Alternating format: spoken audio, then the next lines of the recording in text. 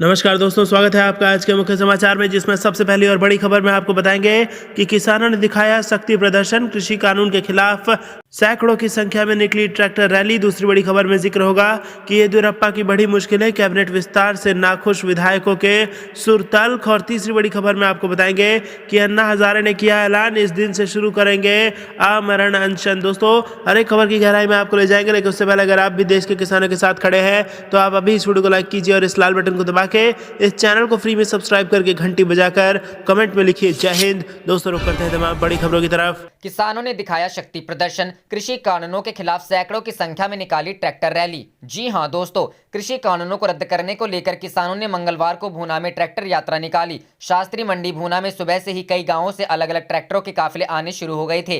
दोपहर 1 बजे तक सैकड़ों की संख्या में ट्रैक्टरों की लंबी लाइनें लग गई। अनाज मंडी भूना के आड़तियों ने भी किसान ट्रैक्टर यात्रा में बढ़ चढ़कर भाग लिया। भूना अनाज मंडी की दुकानों को पूर्ण रूप से बंद रखा और अपने अपने ट्रैक्टर लेकर आड़ती यात्रा में पहुंचे। ट्रैक्टर यात्रा में रास्ते में सैकड़ों की संख्या में ट्रैक्टर जुड़ते गए, जिससे ट्रैक्टरों की करीब 2 किलोमीटर से ज्यादा लंबी लाइन लग गई। यात्रा के दौरान शहर की सभी सड़कों पर जाम लग गया। यातायात पुलिस ने जाम की स्थिति को बड़ी मुश्किल से काबू किया। किसान ट्रैक्टर यात्रा में गांव ढाली सांचला की विवाहिता मुकेश व सुदेश देवी भी अपना अपना ट्रैक्टर लेकर महिलाओं के साथ पहुंची। उन्होंने किसान एकता जिंदाबाद के नारे भी लगाए। सुदेश ने शास्त्री मंडी में किसानों का सभी को भी संबोधित किया। उन्होंने कहा कि कृषि कानूनों को रद्द नहीं किया गया तो महिलाएं घर का चूल्हा चौका छोड़कर आंदोलन में शामिल होकर केंद्र सरकार की नींव हिला देंगी। जय जवान जय किसान के जय घोष से शास्त्री मंडी में आसमान गूंज उठा। लहरिया के सरदार कश्मीर सिंह के नेतृत्व में 50 से अधिक ट्रैक्टर भूना शास्त्री मंडी में पहुंचे। उपरोक्त ट्रैक्टरों पर किसान यूनियन व राष्ट्रीय तिरंगा झंडे लगे हुए थे। विश्रोई महासभा भूना के पदाधिकारियों ने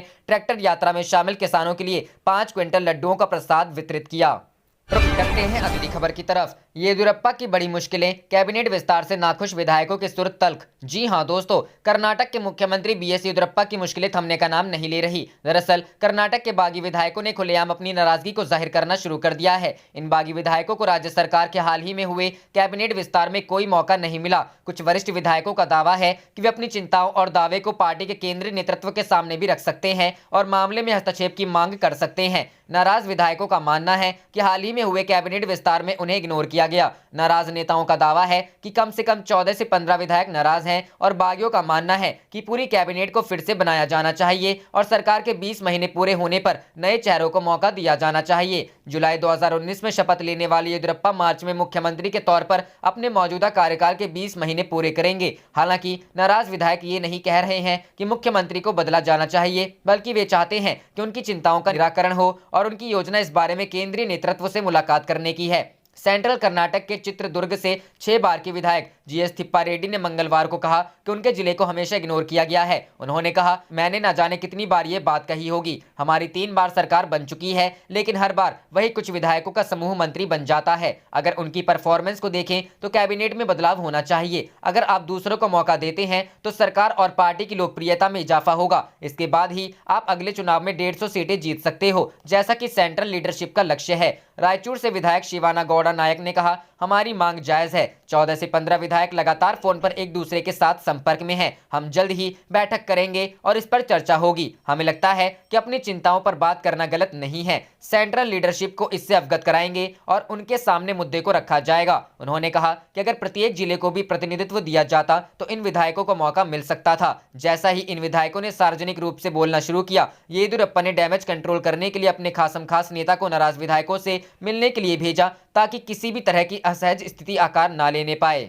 करते हैं अगली खबर की तरफ। अन्ना हजारे ने किया ऐलान, इस दिन से शुरू करेंगे आमरण अनशन। जी हां दोस्तों, स्वामीनाथन आयोग की सिफारिश के अनुसार किसानों को उनके खेती के उत्पादन को दाम मिले, इस मांग को लेकर अन्ना हजारे आमरण अनशन आंदोलन करने वाले हैं। अन्ना ने कहा है कि राम का नाम लेने वाले अपना वचन भूल रहे हैं, इसलिए अनशन का फैसला लिया गया है। स्वामीनाथन आयोग की सिफारिश के अनुसार उनकी मांग मानी जाए, इसलिए केंद्र को कई बार अन्ना ने खत लिखे, लेकिन एक भी खत का जवाब नहीं आया। अन्ना ने बताया कि वो यह अनशन दिल्ली के रामलीला मैदान पर करना चाहते थे, जिसके लिए जरूर इजाजत के लिए उन्होंने कई खत लिखे, लेकिन कोई जवाब नहीं मिला। इसलिए अब अपने गांव रालेगढ़ सिद्धि में अन्ना ने आंदोलन का हथियार उठाने का फैसला किया है। किसानों की इन्हीं मांगों के लिए 30 जनवरी 2018 को अन्ना ने आंदोलन किया था। तब तत्कालीन केंद्रीय कृषि मंत्री और मुख्यमंत्री देवेंद्र फडणवीस के साथ पीएमओ ने मांगे मानकर उस पर अमल करने को लेकर लिखित पत्र अन्ना के हाथों में थमाया गया, लेकिन अब तक मांगे मानी नहीं गई, जिससे अन्ना गुस्साए हैं। अन्ना आंदोलन पर ना बैठे, इसलिए पिछले सप्ताह भर से महाराष्ट्र भाजपा के कई नेता अन्ना की चौखट पर जाकर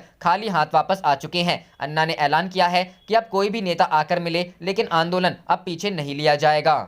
करते हैं अगली खबर की तरफ।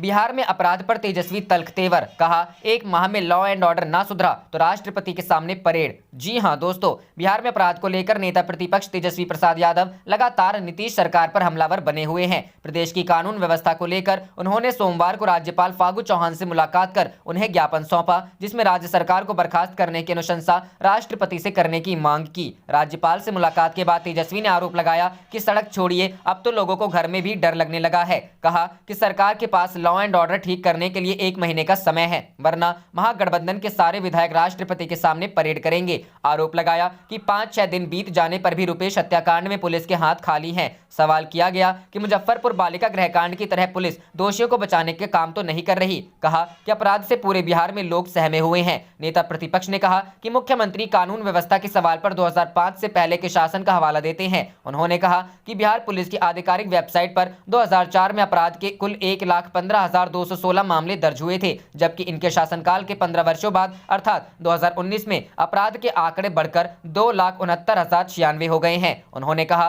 कि एनसीआरबी के आंकड़े भी बिहार में कानून व्यवस्था की बदहाल स्थिति की गवाही दे रहे हैं। नेता प्रतिपक्ष ने रुपेश हत्याकांड में कुछ बड़े लोगों के शामिल होने की आशंका जताई। आरोप लगाया कि मुख्यमंत्री जितनी समीक्षा बैठकें कर रहे हैं, उतना ही क्राइम का ग्राफ बढ़ रहा है। रुख करते हैं अगली खबर की तरफ। किसान आंदोलन सावधान, पगड़ी संभाल जट्टा दे रहा है लंबी लड़ाई के संकेत। जी हां दोस्तों, कृषि कानूनों को निरस्त कराने की मांग को लेकर देश भर के किसानों के आंदोलन का आज 55वां दिन है। इस बीच सरकार और किसानों के बीच 19 जनवरी को होने वाली बैठक को एक दिन के लिए टाल दी गई है। अब यह बैठक 20 जनवरी को दोपहर 2 बजे से शुरू होगी, लेकिन राजधानी दिल्ली में तकरीबन 2 माह से आंदोलनरत किसानों के आंदोलन के वामपंथियों द्वारा हाईजैक करने का खतरा उत्पन्न हो गया है। किसानों को छात्र छात्राओं, डॉक्टरों, प्रोफेसरों का समर्थन तो ठीक है, लेकिन किसान आंदोलन के कर्ता धर्ताओं को यह देखने की जरूरत है कि आंदोलन की कमान उनके हाथ से निकलकर कहीं वामपंथी कट्टरवादियों के हाथ में ना चली जाए, जो इसका उपयोग देश विरोधी गतिविधियों में करने लगे। इस बीच सकारात्मक पहल के नाम पर किसान आंदोलनकारियों के बीच में शहीद आजम भगत सिंह की भांजी गुरदीप कौर का सिंगू बॉर्डर पर पहुंचना रहा। गुरदीप का कहना है कि हम आंदोलन में इसलिए आए हैं क्योंकि हम ये दिखाना चाहते हैं कि महिलाएं भी आंदोलन में हर तरह से कंधे से कंधा मिलाकर खड़ी हैं। हम ये बताना चाहते हैं कि हम शारीरिक रूप से कमजोर नहीं हैं। सरकार को हमारी बात माननी ही पड़ेगी। सरकार को जनता चुनती है, फिर यह देखना होगा कि सरकार किसके लिए काम कर रही है। इससे पहले शहीद भगत सिंह के प्रपौत्र यादवेंद्र सिंह संधू ने किसान आंदोलन में आए थे। भगत सिंह ब्रिगेड के कई सदस्य पहले से ही आंदोलन में जुटे हुए हैं। यादवेंद्र का कहना है कि 113 साल पहले अंग्रेज हमारे देश में राज करते थे। उन्होंने अपने राज में आबादकारी बिल 1906 नाम का एक काला कानून लाया था, जिसका मकसद किसानों की जमीनों को हड़प कर बड़े साहूकारों के हाथ में देना था। रुख करते हैं अगली खबर की तरफ। बिहार में बैक टू बैक मर्डर से डर का माहौल, चिराग बोले गृह मंत्री नीतीश अब दो नींद तोड़े। जी हां दोस्तों, नए साल में पहली बार पटना पहुंचे एलजेपी अध्यक्ष चिराग पासवान ने बिहार में कानून व्यवस्था की स्थिति को लेकर नीतीश सरकार के ऊपर सवाल खड़े किए हैं। चिराग पासवान ने कहा है कि बिहार में बैक टू बैक मर्डर की घटनाओं से डर का माहौल बन गया है। बड़े बड़े लोगों की हत्या हो रही है और लोग भय के माहौल में जी रहे हैं। लोजपा अध्यक्ष ने कहा कि मुख्यमंत्री के साथ साथ गृह मंत्री होने के कारण नीतीश कुमार को अब इस पर ध्यान देना चाहिए। चिराग पासवान ने कहा कि विधानसभा चुनाव के पहले और विधानसभा चुनाव के बाद बिहार में कुछ भी नहीं बदला है। बिहार में ना तो लॉ एंड ऑर्डर की स्थिति बदली है और ना ही भ्रष्टाचार की। हालांकि उन्होंने कहा कि विधानसभा चुनाव के बाद 6 महीने तक उन्होंने सरकार के कामकाज को देखने का मन बनाया है। चिराग पासवान ने कहा कि व्यक्तिगत तौर पर उनका मानना है कि मंत्रिमंडल का विस्तार हो जाना चाहिए। हालांकि यह मुख्यमंत्री के अधिकार क्षेत्र का मामला है, लेकिन फिर भी मंत्रिमंडल विस्तार नहीं होने से सरकार का कामकाज प्रभावित हो रहा है। चिराग पासवान आज पटना से छपरा के लिए रवाना हो गए। छपरा में वह रुपेश कुमार सिंह के परिजनों से मुलाकात करेंगे। रुपेश कुमार सिंह की 12 जनवरी को पटना में हत्या कर दी गई थी। चिराग ने कहा कि चुनाव के दौरान भी उन्होंने कानून व्यवस्था का मसला उठाया था और चुनाव के बाद भी उस परिस्थिति में बदलाव नहीं हुआ है। वह उम्मीद करते हैं कि बिहार में कानून अपना काम करेगा और इस मामले में वह चाहते हैं कि सरकार अपना काम करे। उन्होंने कहा कि हम सरकार को पूरा मौका देना चाहते हैं, इसलिए 6 महीने तक वह कुछ नहीं बोलेंगे। रुख करते हैं अगली खबर की तरफ। गणतंत्र दिवस पर यूपी किसानों का दिल्ली आह्वान, बोले भाजपा को वोट दिया मगर कृषि बिलों पर बहुत गुस्सा।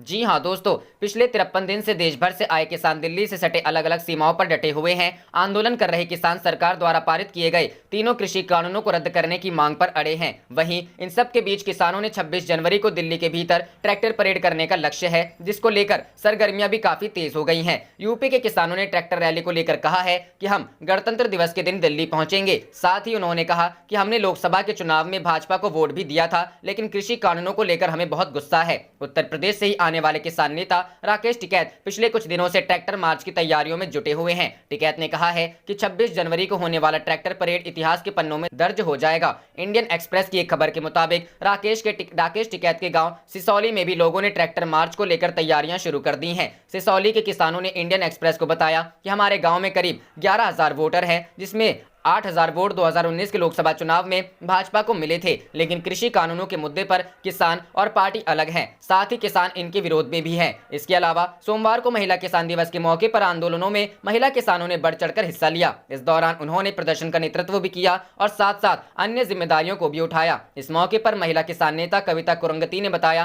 कि दिल्ली के सिंघू बॉर्डर पर मंच का प्रबंधन भी महिलाओं द्वारा ही किया गया और इस दौरान सभी वक्ता भी महिलाएं ही थी। विरोध प्रदर्शन में शामिल रही महिला किसानों ने कहा कि ये कृषि कानून लोगों के हक में नहीं है और इससे किसानों को भयंकर नुकसान उठाना पड़ेगा। देश भर में चल रहे किसान आंदोलन के बीच सरकार की जांच एजेंसी द्वारा आंदोलन में शामिल लोगों को समन भी भेजा जा रहा है। साथ ही जिन लोगों को नोटिस मिले हैं उनमें पत्रकार भी शामिल हैं। हालांकि एनआईए ने पत्रकार को समन भेजे जाने के मसले पर कहा है कि मामले में पता लगाने के लिए उन्हें गवाह के रूप में बुलाया गया है। ये सभी पत्रकार अकाल चैनल से जुड़े हुए हैं, जो पंजाबी भाषा का एक टीवी समाचार चैनल है।